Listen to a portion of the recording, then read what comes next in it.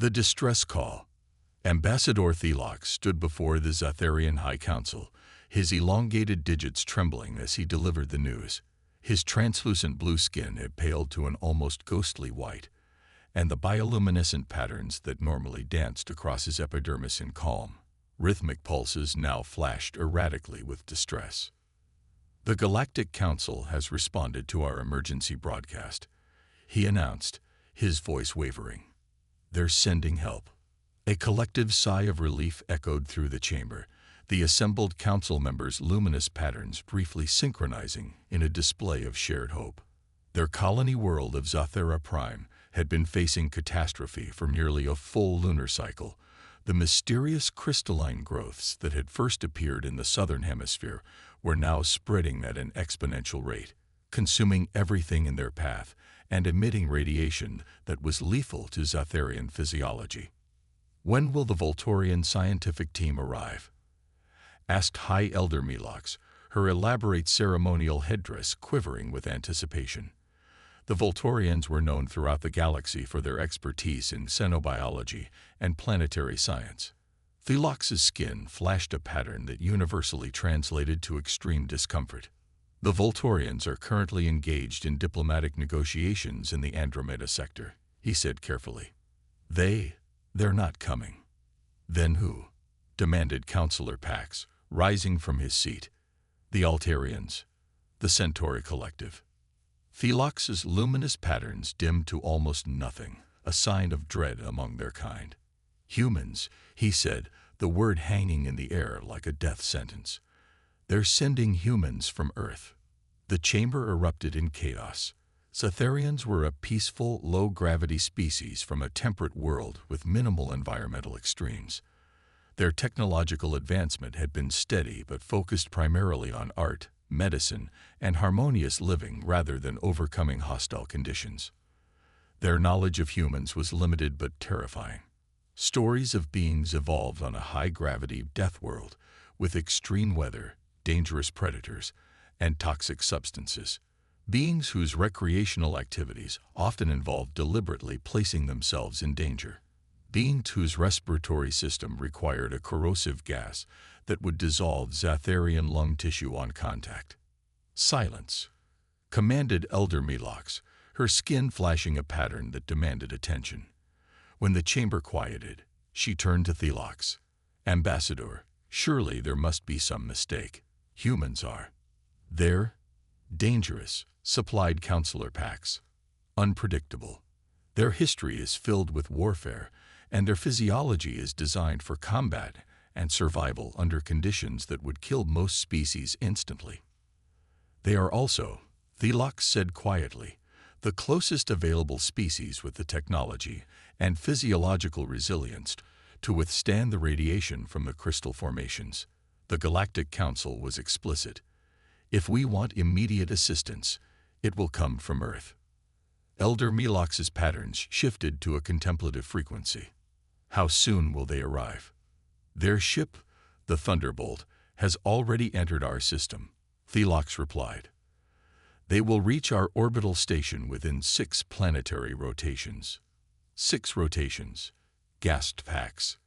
"That's impossible. The nearest jump gate is at least 20 rotations away at maximum speed."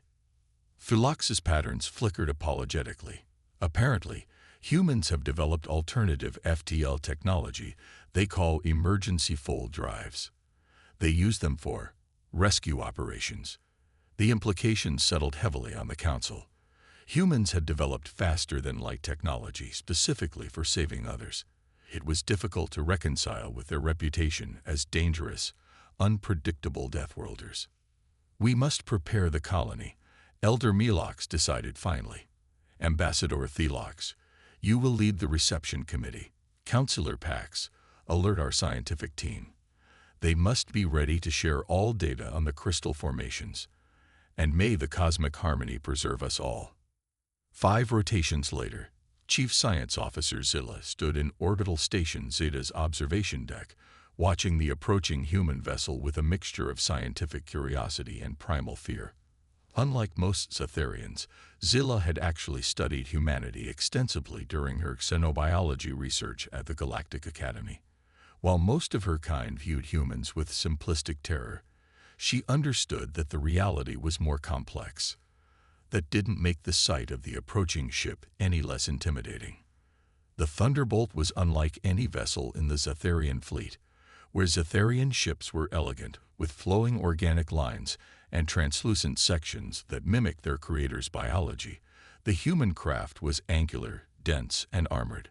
Its hull was scarred in places, showing evidence of previous missions into hazardous environments. Most disturbing were the various mechanical appendages and modular sections that gave the ship the appearance of a predatory creature.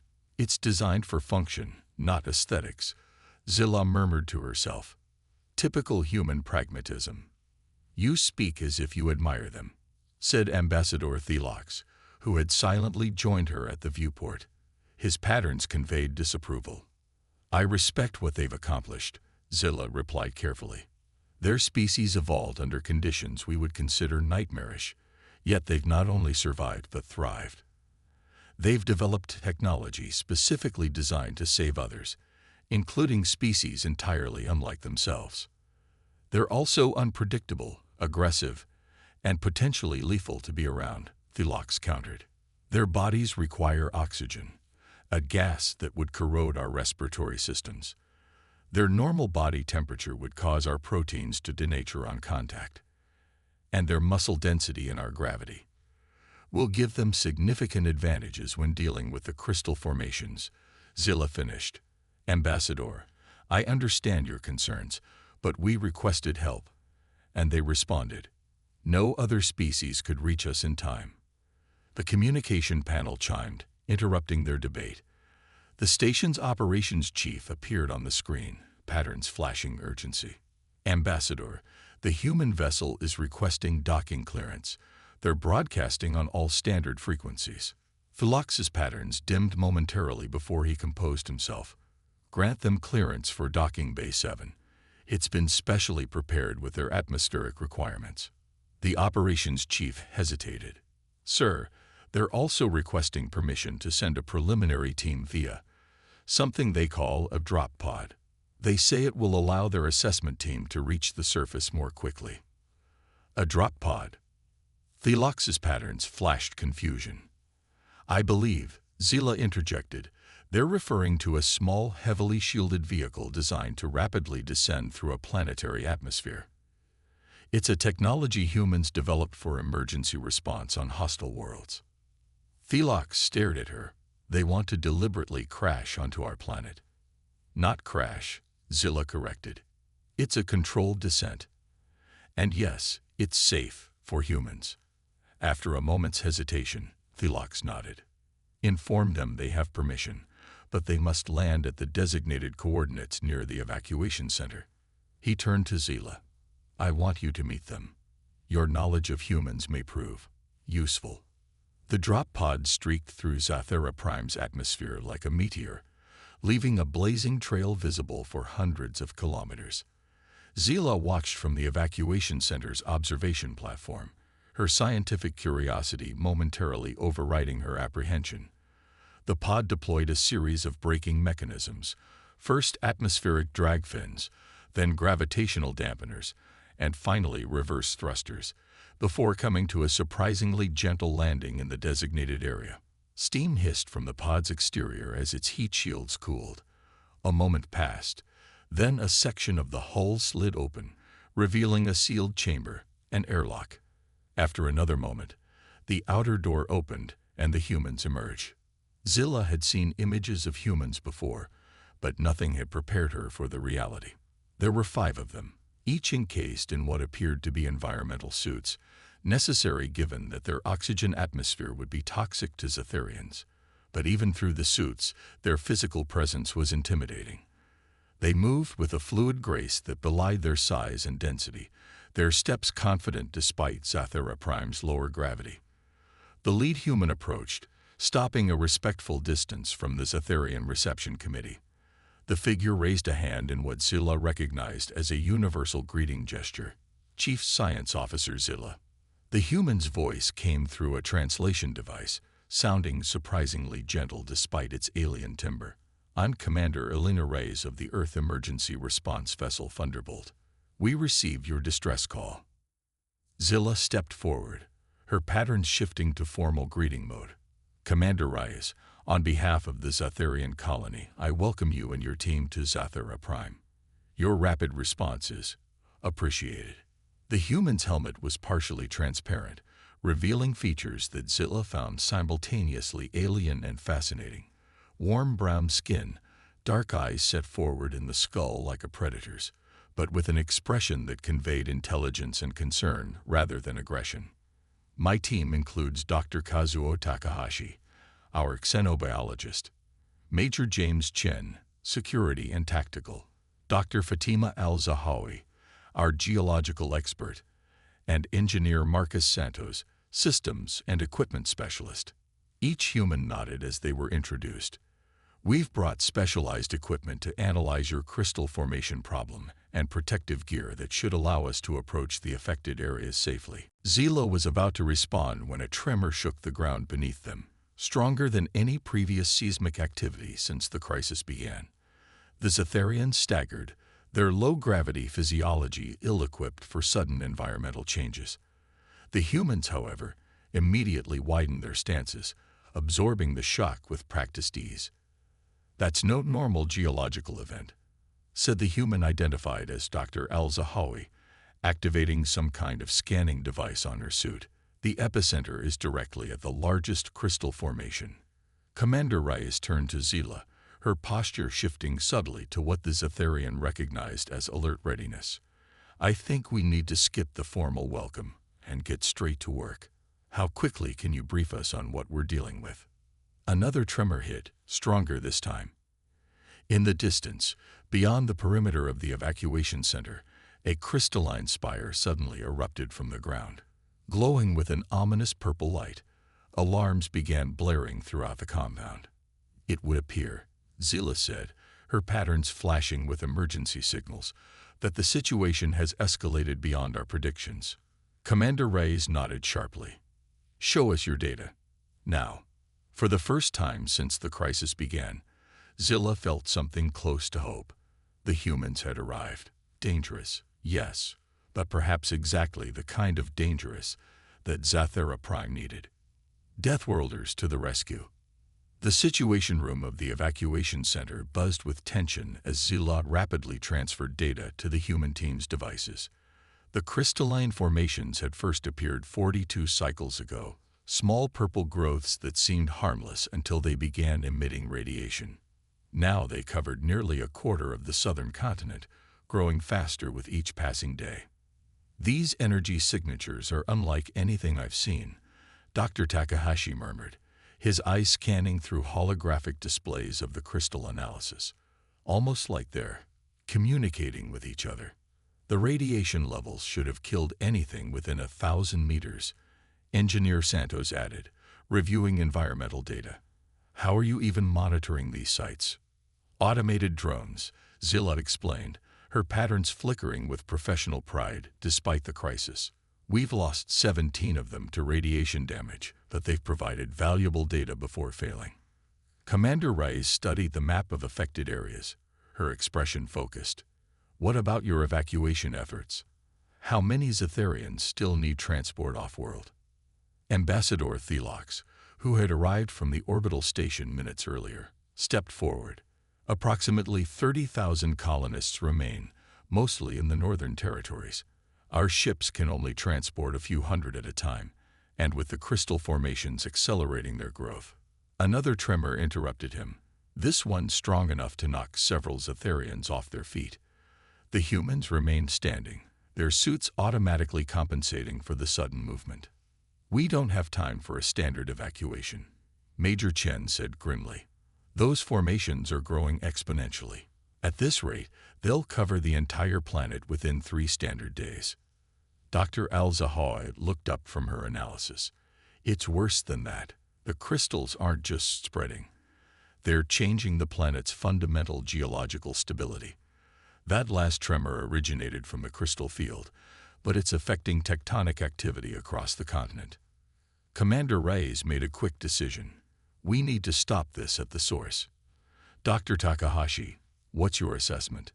Can these crystal formations be contained or destroyed? The xenobiologist frowned thoughtfully. Possibly. The radiation they emit appears to have a specific frequency pattern. If we could disrupt that pattern, you can't possibly be considering going to the crystal sites in person. Thelox interrupted, his patterns flashing alarm. The radiation would kill any living being within minutes. The humans exchanged glances that Zilla found difficult to interpret. Then Engineer Santos smiled slightly behind his helmet. That's where being a Death Worlder comes in handy, Ambassador, he said. Our environmental suits are designed to withstand conditions that would liquefy most species. Plus, humans have a surprisingly high natural radiation tolerance compared to most galactic life forms. Even so, Dr. Takahashi added, we'll need to work quickly. I propose a small team take our specialized equipment to the nearest major formation site. If my theory is correct, disrupting the communication between crystals might halt or even reverse their growth. Zilla's patterns brightened with sudden understanding. The quantum resonance chamber. Our researchers theorized it might disrupt the crystal's energy patterns, but we had no way to deploy it safely. You have the technology, but couldn't use it? Major Chen asked. The device requires manual calibration directly at the site, Zilla explained. No Zatharian could survive the radiation long enough to operate it, even with our best protective gear. Commander Reyes nodded decisively.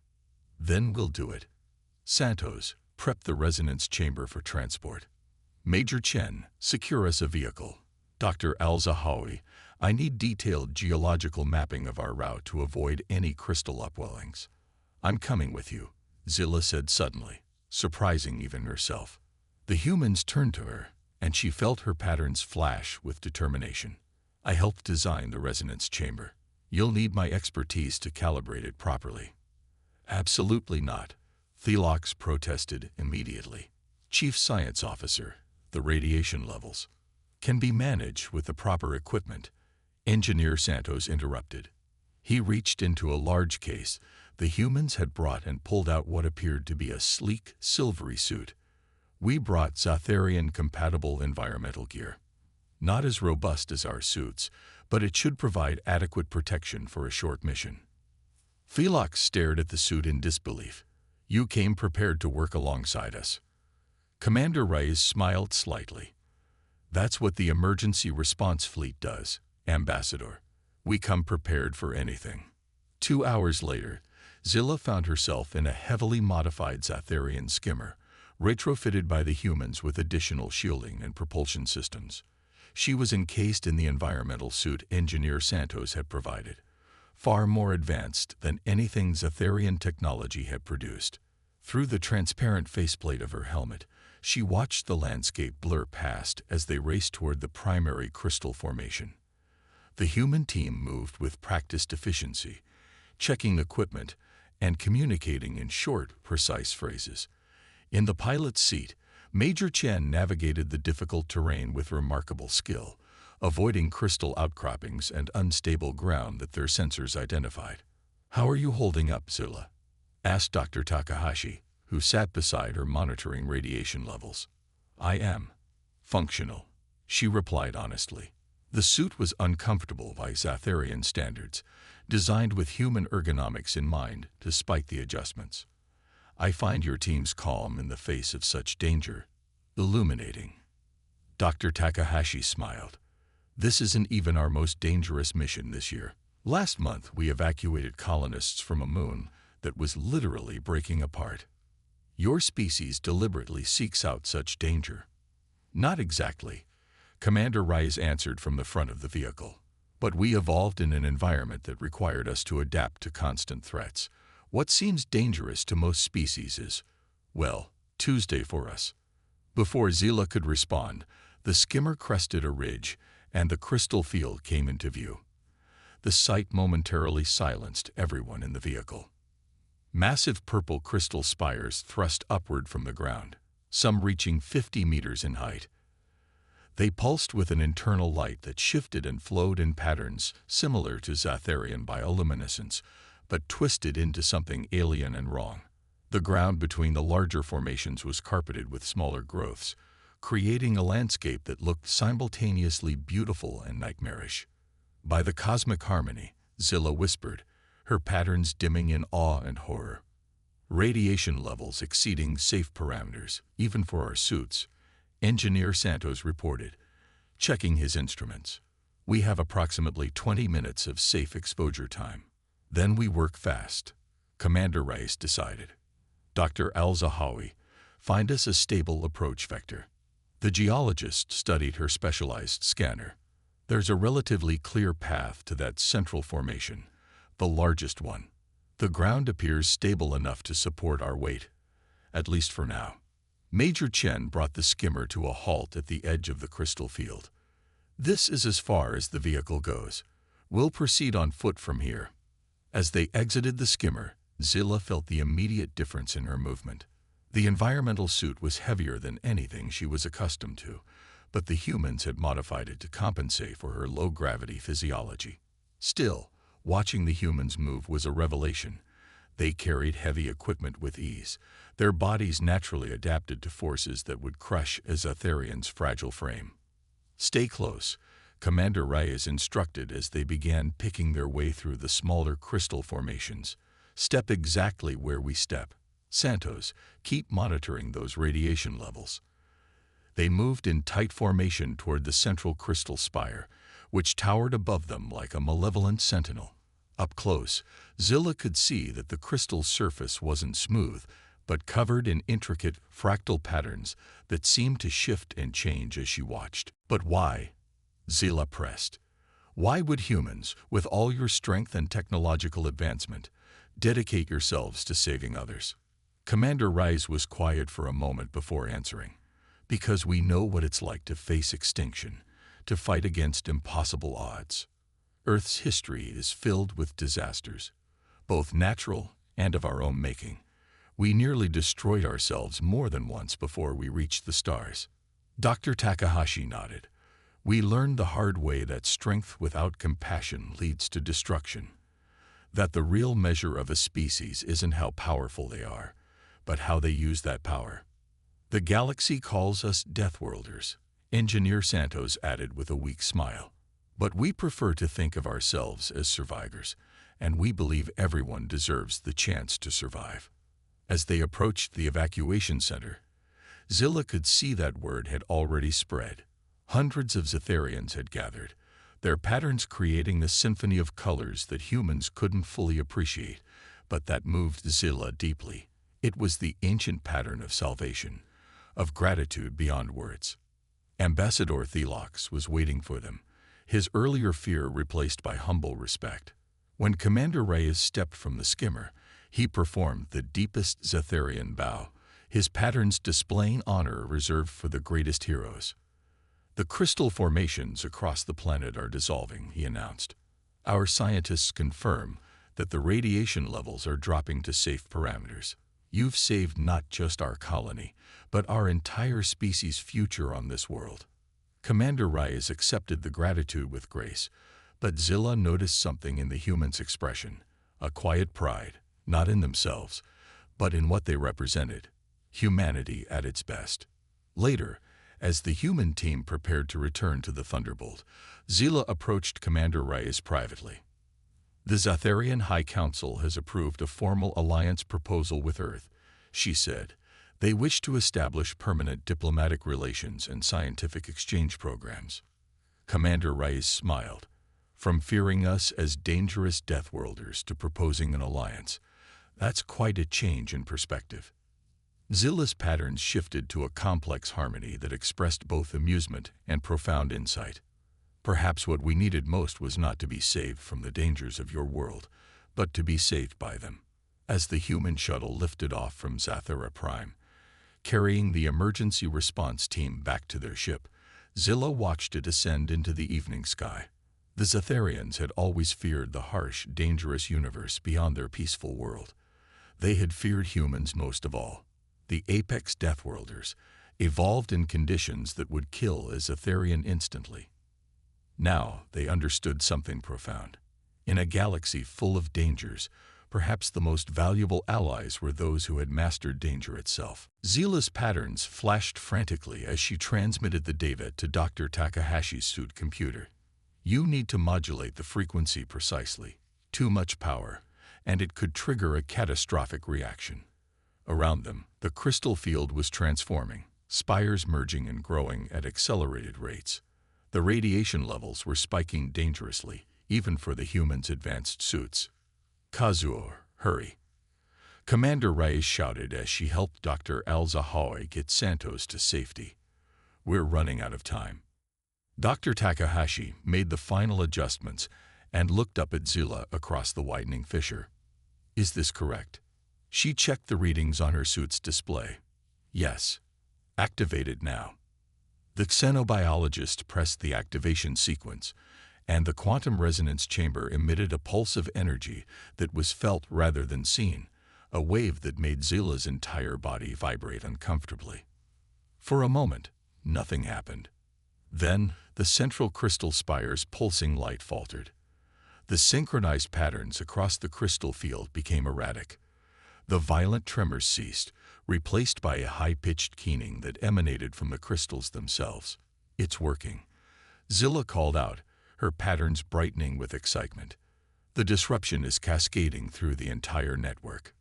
Dr. Takahashi stood to move away from the device. But as he did, the ground beneath him suddenly collapsed. Zila watched in horror as he disappeared into a growing sinkhole, the resonance chamber falling with him. Kazuo. Commander Reyes shouted, immediately changing direction and racing toward the collapsing ground. Without the stabilizing influence of the resonance chamber, the crystal field began to react chaotically. Some formations shattered explosively, while others grew at impossible speeds, then collapsed in on themselves.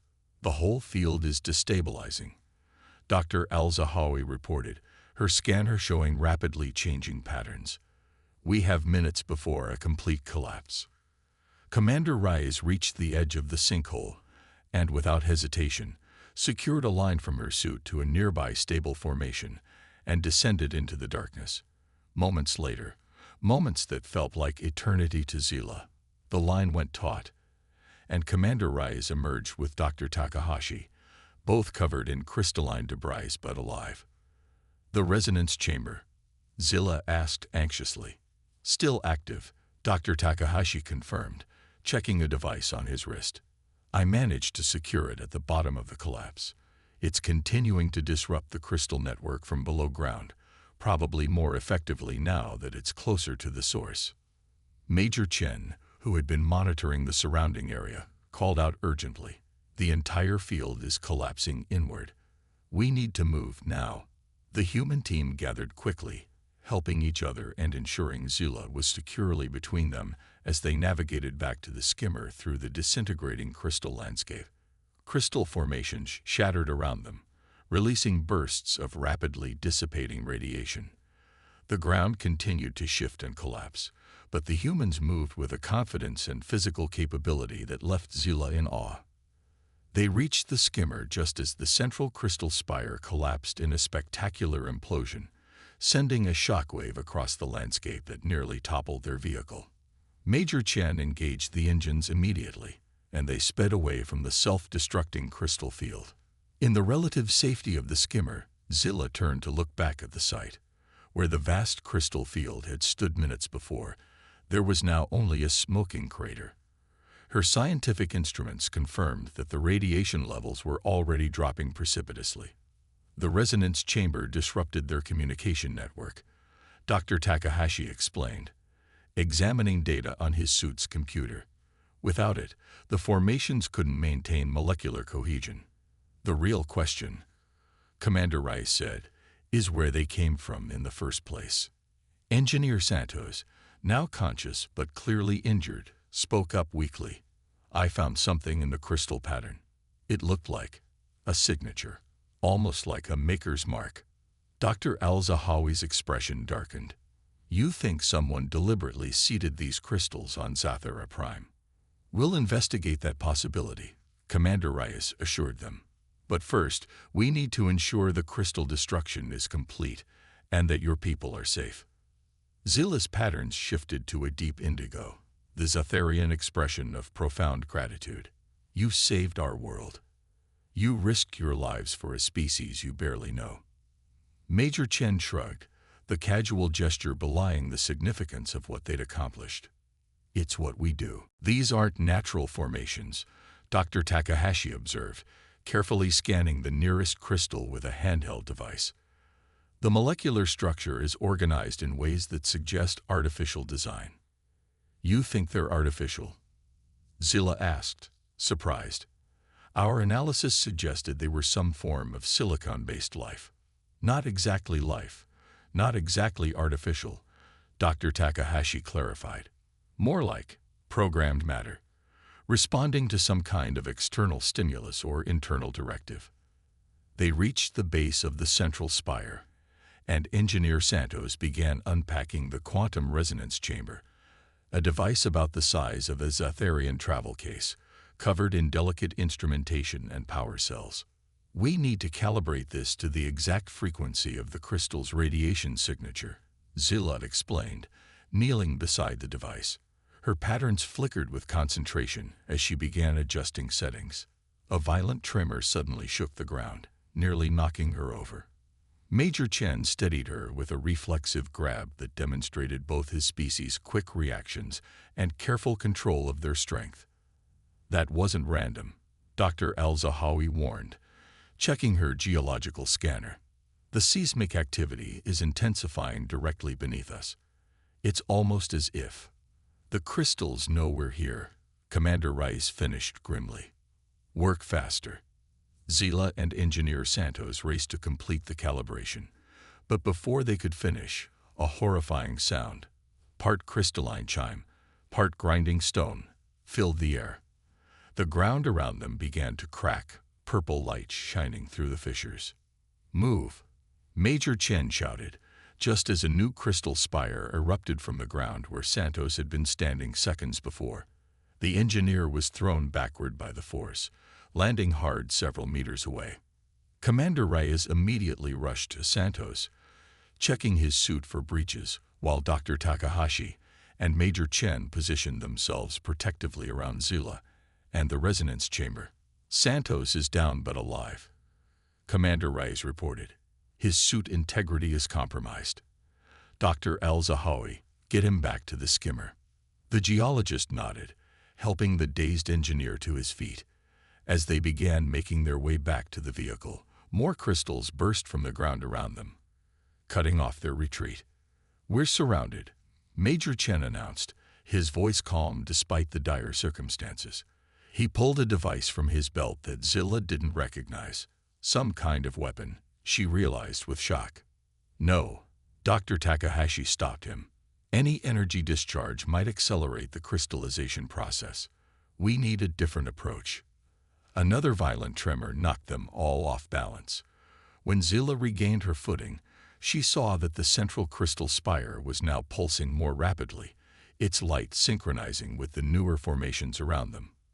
The resonance chamber, she cried. It's nearly calibrated. If we can activate it now, it might disrupt whatever communication is happening between the crystals. Commander Reyes made a split-second decision. Dr. Takahashi, help Zilla finish the calibration. Chen, with me. We need to clear a path for Al-Zahawi and Santos. What happened next would forever change Zilla's understanding of humans. Commander Reyes and Major Chen moved with a speed and coordination that seemed impossible, navigating between erupting crystal formations, physically smashing smaller growths with tools from their equipment belts when necessary. When a crystal growth blocked Al-Zahawi's path, Chen didn't hesitate. He braced himself and physically pushed the formation until it cracked and toppled. Meanwhile, Dr. Takahashi worked alongside Zilla with methodical precision, his fingers dancing across the resonance chamber's controls with surprising dexterity despite his bulky environmental gloves. Almost there, Zilla reported, her patterns flashing with hope as the device began to hum. We need to increase the amplitude to match the primary crystal's resonance frequency. The ground beneath them heaved violently as the crystal field seemed to respond to their efforts. A large fissure opened between Zila and Dr. Takahashi, separating them from the resonance chamber.